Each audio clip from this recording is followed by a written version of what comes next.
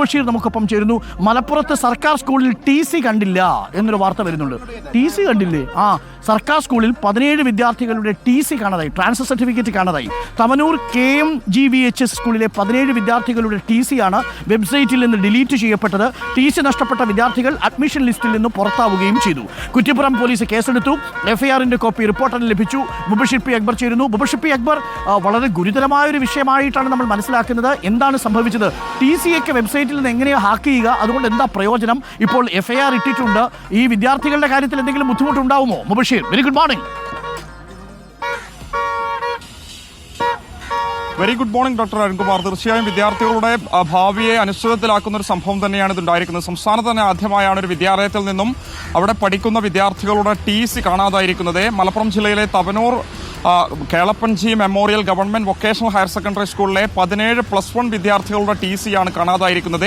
ഇതിൽ ഏറ്റവും പ്രധാനപ്പെട്ട കാര്യം, ഇതുവരെ ഈ ഒരു വിദ്യാർത്ഥികളുടെ രക്ഷിതാക്കളോ ഈ ഒരു വിദ്യാർത്ഥികളോ ഇത് തിരിച്ചറിഞ്ഞിട്ടില്ല, അവരെ ഈ ഒരു വിവരം സ്കൂൾ അറിയിച്ചിട്ടില്ല എന്നുള്ളതാണ്. കഴിഞ്ഞ മാസമായിരുന്നു ഈ ഒരു സംഭവം ഉണ്ടാകുന്നത്. ഇത്തരം ഒരു വിവരം സ്കൂൾ അധികൃതർ അറിയുന്നത്. തുടർന്ന് ഈ ഒരു സ്കൂളിലെ പ്രിൻസിപ്പൽ കുറ്റിപ്പുറം പോലീസിൽ ആദ്യഘട്ടത്തിൽ സൈബർ സെല്ലിൽ പരാതി നൽകുകയായിരുന്നു. സൈബർ സെല്ലിന്റെ അന്വേഷണത്തിൽ ഇത് കൃത്യമായും സ്കൂളിനുള്ളിൽ നിന്ന് തന്നെ സംഭവിച്ച ഒരു പ്രവർത്തനമാണ് എന്നുള്ളത് മനസ്സിലാക്കുകയായിരുന്നു. അതായത് പ്രിൻസിപ്പാളുടെ കയ്യിൽ മാത്രമാണ് ഇതുമായി ബന്ധപ്പെട്ട പാസ്വേഡും ഇതിന്റെ ID-യും സൂക്ഷിച്ചിരിക്കുന്നത്.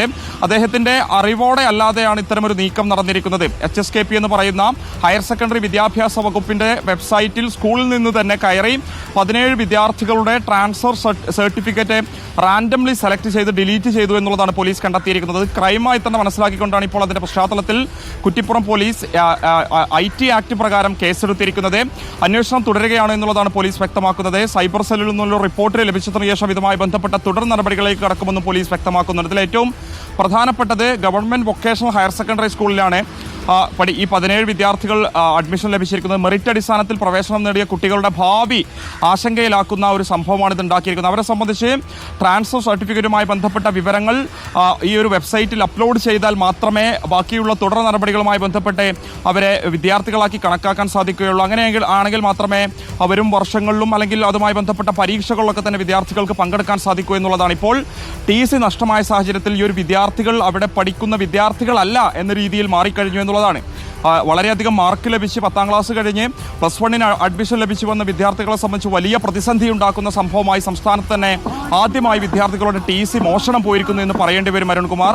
എന്തായാലും സ്കൂളിലെ ചില ആളുകൾ തന്നെയാണ് ഇതിന് പിന്നിലുള്ളത് എന്നുള്ളത് തന്നെയാണ് പോലീസ് ഇപ്പോൾ മനസ്സിലാക്കുന്നത്. അതിന്റെ അടിസ്ഥാനത്തിൽ കൂടിയാണ് പോലീസ് ഇപ്പോൾ കേസെടുത്ത് അന്വേഷണം നടത്തിക്കൊണ്ടിരിക്കുന്നത്.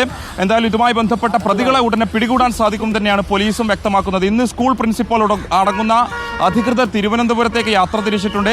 അവിടെ എത്തി ചില ചർച്ചകളും ഇതുമായി ബന്ധപ്പെട്ട കൂടിക്കാഴ്ചകൾ നടത്തിക്കഴിഞ്ഞാൽ ഇത് പരിഹാരമാക്കാൻ സാധിക്കുമെന്നുള്ളതാണ് പ്രിൻസിപ്പാൾ നമ്മളോട് അറിയിക്കുന്നത്. എന്തായാലും പോലീസ് അന്വേഷണവുമായി ബന്ധപ്പെട്ട പ്രതികളെ